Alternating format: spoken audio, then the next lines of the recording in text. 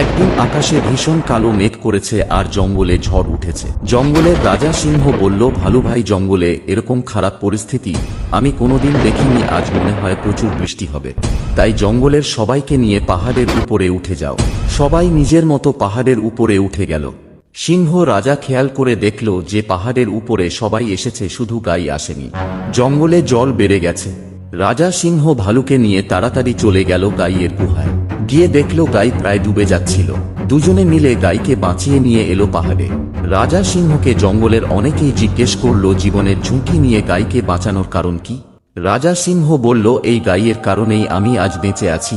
আমি এত বড় হয়েছি এই গাইমাতার কারণেই। আমি আজ এই জঙ্গলে তোমাদের রাজা। এই গাইমাতা ছোটবেলায় আমাকে লালন পালন করেছে, আমাকে ভালো শিক্ষা দিয়েছে, ভালোবাসা দিয়ে বড় করেছে। এখন তোমরাই বলো কি করে আমি এই গাইমাতাকে বিপদের মুখে ছেড়ে আসতে পারি।